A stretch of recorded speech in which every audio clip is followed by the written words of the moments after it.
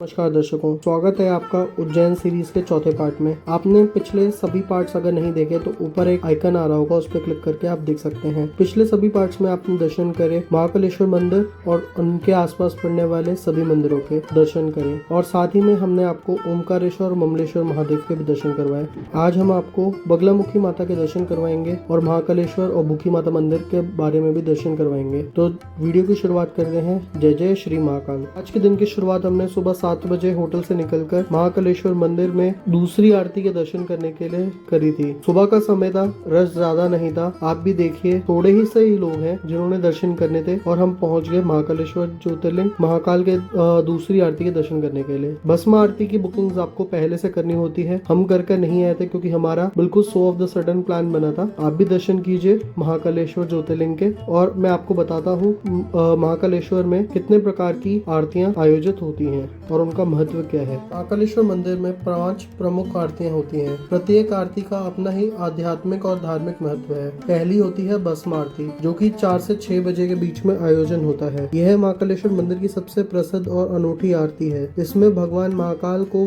विशेष भस्म आरती अर्पित की जाती है। मान्यता है कि यह मृत्यु पर भगवान महाकाल के नियंत्रण को दर्शाती है, और आरती में शामिल होने के लिए ऑनलाइन रजिस्ट्रेशन आवश्यक है। हालांकि ही इसका एक नया समाधान भी निकाला है यहाँ के प्रशासन द्वारा, जो कि आपको हमारी आने वाली वीडियोस में देखने को मिलेगा। आशा करते हैं आपको महाकाल के दर्शन अच्छे से हो गए होंगे। हमने तो बहुत अच्छे से कर लिए थे, आप भी दर्शन कीजिए। यह कुछ सुंदर सी पेंटिंग महाकाल के रास्ते में लगाई गई है। दूसरी आरती का समय है 7 से 7:30। इसको की नित्य पूजन और श्रृंगार आरती भी कहते हैं। भगवान महाकाल के दैनिक श्रृंगार और पूजन किया जाता है। इसमें विशेष मालाएं, वस्त्र, चंदन और भोग अर्पित किया जाता है, जिसके आज हमें दर्शन करें। रेड कार्पेट से नीचे उतर के वीआईपी कल्चर को फॉलो करने के लिए या प्रोटोकॉल को फॉलो करने के लिए यहाँ से नीचे की तरफ जाकर दर्शन करने के लिए जाया जाता है महाकाल मंदिर में। कंस्ट्रक्शन का काम जगह जगह जारी है, और देखिए कितना ही सुंदर और भव्य मंदिर है महाकाल का। कितना ही विशाल और कितना ही बड़ा मंदिर है महाकाल का। यहाँ से निकलकर हम पहुँच गए महाकालेश्वर ज्योतिर्लिंग के दर्शन करने के बाद हम वहाँ पे कॉरिडोर से होते हुए विक्रमादित्य के टीले की ओर बढ़े। टीले का इतिहास कुछ इस प्रकार है। यह स्थान सम्राट विक्रमादित्य से जुड़ा हुआ है, जो अपनी विद्वानता, न्याय, प्रतीकता, शक्तिशाली शासन के लिए प्रसिद्ध है। विक्रमादित्य का टीला का महत्व सम्राट विक्रमादित्य के संबंध में है। कहा जाता है कि यह स्थान जहाँ सम्राट विक्रमादित्य ने अपनी सभा नवरत्न परिषद का संचालन किया था, जिसमें कालिदास, तालभाटी, अमन सिंह और शंकु जैसे विद्वान शामिल थे। यह महाकालेश्वर ज्योतिर्लिंग मंदिर के पास स्थित है, जिससे इसकी धार्मिक महत्वता और भी बढ़ जाती है। इस स्थान पर प्राचीन संरचना और स्तंभों का अवशेष मिलता है, जिन्हें की विक्रमादित्य काल का माना जाता है। यह स्थान माना जाता है कि विक्रमादित्य यहाँ बैठकर न्याय किया करते थे, जिसे कि न्यायपीठ भी कहा जाता है। माना जाता है उज्जैन को विक्रमादित्य ने अपनी राजधानी बनाया था, क्योंकि यह व्यापार, शिक्षा, संस्कृति का प्रमुख केंद्र था। यह नगर मालवा क्षेत्र के स्थित था, जिसे उस समय अवंती के नाम से भी जाना जाता था। आदित्य की सभा में 9 महान विद्वान थे, जिन सभी की मूर्तियां आपको यहाँ पे देखने को मिलेगी। उज्जैन का महाकालेश्वर ज्योतिर्लिंग विक्रमादित्य के काल से जुड़ा हुआ है। उन्होंने इस मंदिर के संरक्षण और सम्मान दिया था, जिस पर हिंदू धर्म का प्रमुख धार्मिक स्थल बना है। विक्रमादित्य को उनका न्यायप्रिय शासन के लिए जाना जाता है। कहा जाता है कि वह वेश बदलकर रात भर प्रजा की समस्याएं सुनते थे और उचित न्याय करते थे। उज्जैन में स्थित विक्रमादित्य का सिंहासन, जिसे बाद में राजा भोज ने खोजा, उनकी न्याय प्रतीकता, बुद्धिमानता का प्रतीक भी माना जाता है। महाकालेश्वर मंदिर आए तो इस स्थान पर अवश्य विजिट करें, क्योंकि यह विक्रमादित्य से जुड़ा हुआ इतिहास को दर्शाता है।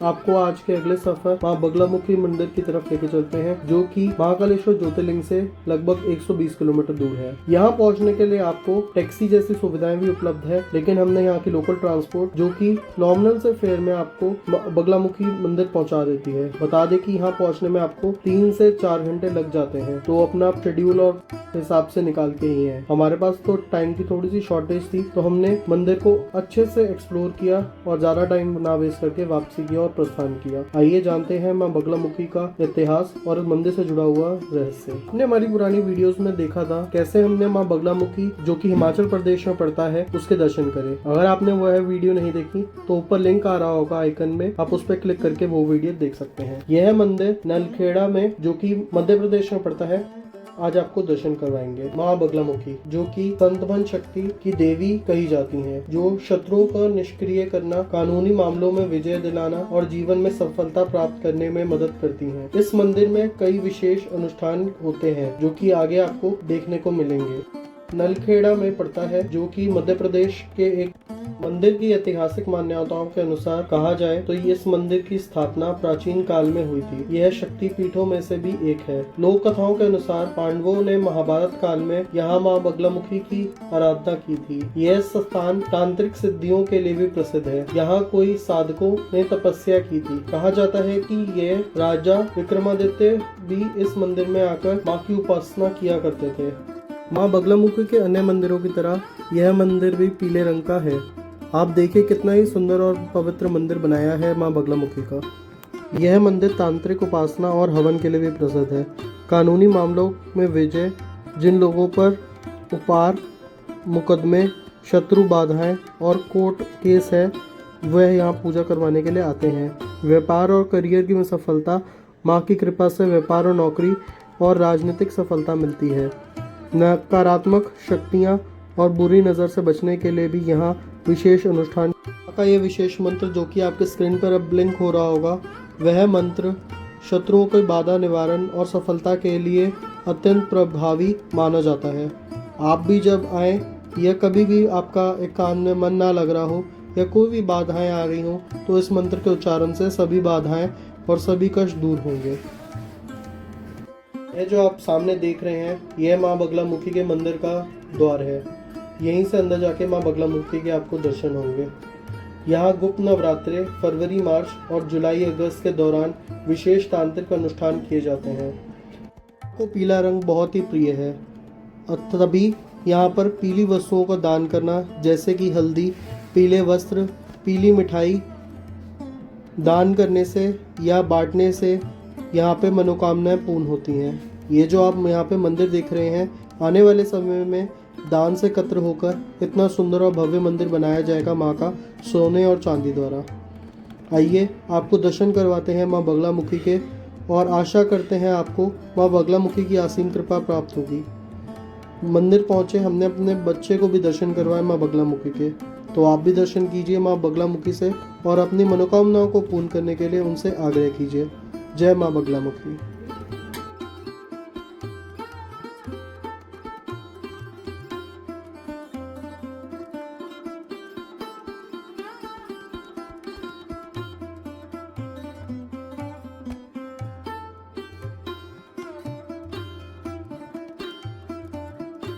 जी और पुलिस वाले से आज्ञा लेकर हमने मंदिर के गर्भगृह के भी दर्शन करे। आप भी दर्शन कीजिए।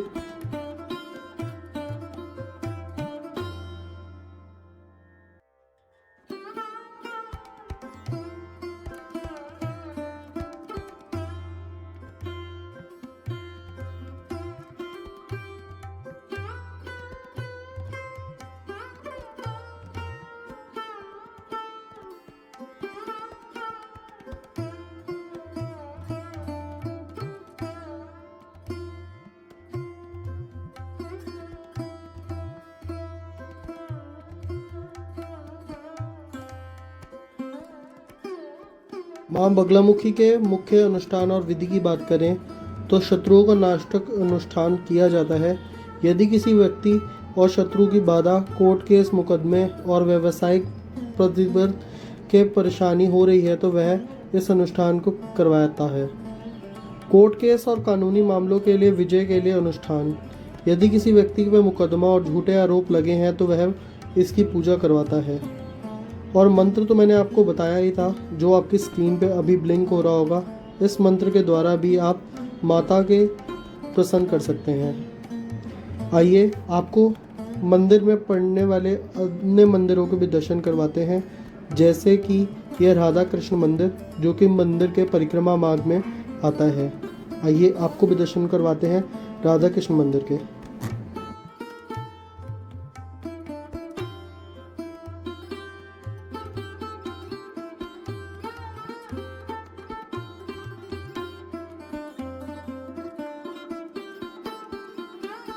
करते हैं आपको राधा कृष्ण मंदिर के दर्शन अच्छे से हो गए होंगे। आइए आपको बगलामुखी मंदिर से जुड़ी हुई विशेष बातों के बारे में बताता हूँ।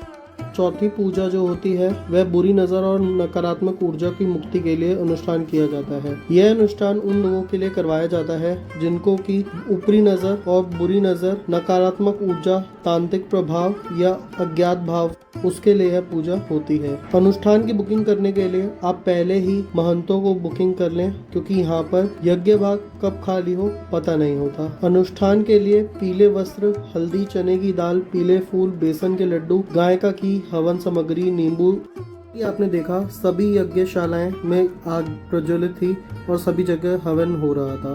मंदिर के परिक्रमा मार्ग पे आपको भैरव बाबा के भी दर्शन होंगे, जिनके की आपको अभी हम दर्शन करवा रहे हैं। आप भी कीजिए भैरव बाबा के दर्शन।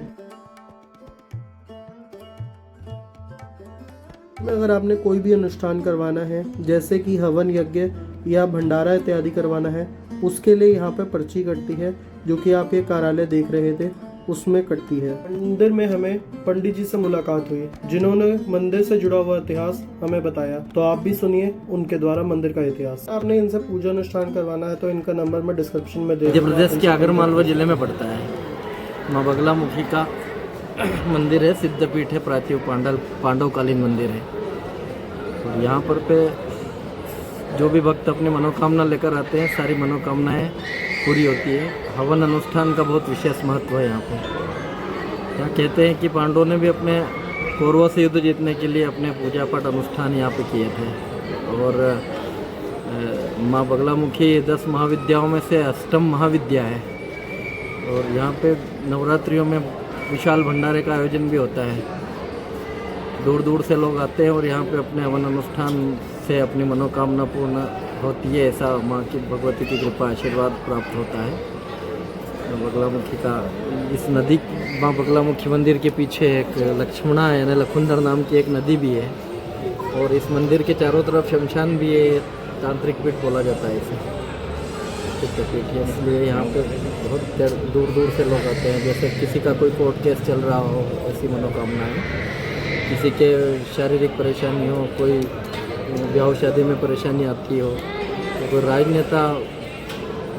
राजनीति क्षेत्र में कोई व्यक्ति हो और चुनाव में विजय प्राप्त करना हो, ऐसे लोग यहाँ पे बहुत आते हैं। बड़े बड़े उद्योगपति भी यहाँ आ चुके हैं, अंबानी परिवार भी यहाँ आ चुका है।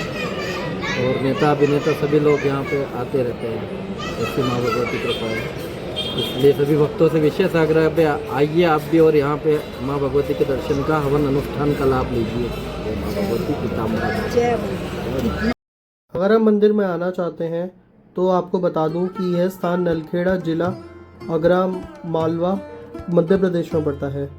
निकटतम रेलवे स्टेशन उज्जैन जंक्शन है और निकटतम हवाई अड्डा इंदौर है। सड़क मार्ग से आएंगे तो उज्जैन, इंदौर, भोपाल को कोटा से बस और टैक्सियां आसीन मिल जाती हैं। मंदिर में दर्शन करने का समय, मंदिर खुलने का समय सुबह 5 बजे, आरती पूजा का समय सुबह की आरती 6 बजे, शाम की आरती 7 बजे। गुरुवार को विशेष पूजा और हवन आयोजित किए जाते हैं। यात्रा में के लिए महत्वपूर्ण पड़ाव, पीले वस्त्र पहनना माँ बगलामुखी के पीले रंग प्रिय है। गुरुवार को मंदिर में जाने का विशेष महत्व है। यदि आप विशेष पूजा करवाना चाहते हैं तो पहले ही पुरोहित से संपर्क कर लें। कोर्ट केस या शत्रु बाधाएं निवारण के लिए विशेष हवन अनुष्ठान करवाए जाते हैं। तो इन सभी बातों का ध्यान रखिएगा अगर आप मंदिर में आना चाहते हैं तो। आइए आपको लेकर चलते हैं आज के अगले पड़ाव, भूखी माता मंदिर, जो कि उज्जैन महाकालेश्वर मंदिर के समीप ही है। यहाँ पहुँचने के लिए आपको रिक्शा इत्यादि मिल जाएगी। आइए आपको दर्शन करवाते हैं माँ भूखी माता मंदिर और इससे जुड़ा हुआ इतिहास और इससे जुड़ी हुई कहानी के बारे में आपको बताता हूँ। मंदिर के इतिहास की बात करें तो यह बहुत ही पुराना है, लोक मान्यताओं और रहस्यमयी घटनाओं से जुड़ा हुआ है। भूखी माता मंदिर का निर्माण कब हुआ इसकी कोई प्रामाणिक जानकारी नहीं है, लेकिन कहा जाता है कि यह मंदिर सदियों पुराना है और इसके पीछे कई कविदान प्रज्वलित है। एक लोक कथा के अनुसार इस मंदिर का नाम भूखी माता मंदिर इसलिए पड़ा क्योंकि माता ने अपनी तपस्या करने वाले भक्तों को भूख से मुक्त किया था। मान्यता है कि जो भी श्रद्धालु सच्चे मन से माता की प्रार्थना करता है उसकी सभी इच्छाएं पूर्ण होती हैं। तो आप भी दर्शन कीजिए भूखी माता मंदिर के। भूखी माता को शक्ति स्वरूप माना जाता है और भक्तजन यहाँ नवरात्रि और अन्य शुभ अवसरों पर विशेष पूजा अर्चना करवाने के लिए आते हैं। माता के दर्शन से मनोकामनाएं पूर्ण होती हैं और मनोकामनाएं पूर्ण होती हैं। ये जानते हैं मंदिर से जुड़ा हुआ इतिहास और माँ की महिमा के बारे में। सम्राट विक्रमादित्य ने स्थापना की है इस मंदिर की। हाँ, इनके समय में पहले इनको नरबली दी जाती थी। हाँ जी, नरबली नरबली दी जाती थी यहाँ पे। अच्छा, पहले प्रतिदिन दी जाती थी। अच्छा, प्रतिदिन दी जाती थी। अच्छा, विक्रमादित्य ने माता जी को सेवा पूजा करके प्रसन्न किया था, तो माता जी वचन में आ गए थे। वचन में आना इनको नरबली छोड़ना और भैंसे बलि दी गई। अच्छा, तो भैंसे बलि कुछ समय तक चली, वो का प्रसाद द्वारा बंद हो गई। अब मुर्गे और बकरी की बलि प्रतिदिन होती है। अच्छा, अभी भी। हाँ, उसका भक्तों को दोबारा चढ़ाई जाती है। अच्छा, हर मन्नत पूर्ण होती माँ के द्वारा। अच्छा, और 4 महीना तो बलि पूजा के यहाँ पर लगे रहते, मेला लगता है, जैसे चैत बैसाख जेठ आषाढ़ तक। अच्छा, और सावन के महीने छूट जाता है।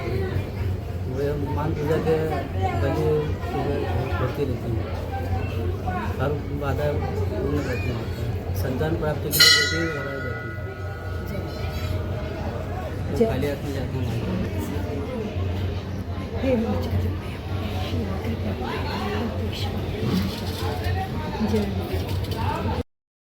दो रूपों में मतलब तो बहन है, एक भूखी माता है भुवनेश्वरी, अच्छा, भूखी माता और एक भुवनेश्वरी माता। एक ही नाम से प्रसिद्ध है।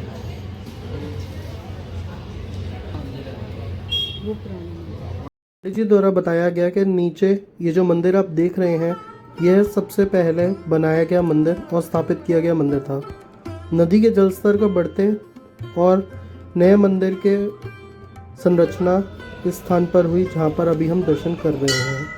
यह मंदिर उज्जैन के प्रमुख मंदिरों में से एक है और स्थानीय श्रद्धालुओं के साथ साथ दूर दराज से आने वाले भक्तों के लिए भी यह एक पवित्र स्थान है। यह मंदिर न केवल एक धार्मिक स्थल है बल्कि आस्था और विश्वास का प्रतीक है। इसकी प्राचीनता और रहस्यमय कथाओं से इसकी विशेषता बनती है।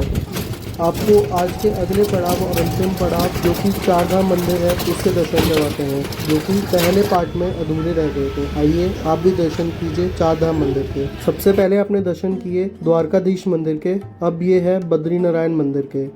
अब आप दर्शन करेंगे जगन्नाथपुरी के और अंत में दर्शन होंगे आपको महाकालेश्वर और उज्जैन सीरीज में हमने जितने मंदिर हो सके उतने आपको भी दर्शन करवाए और खुद भी दर्शन करें।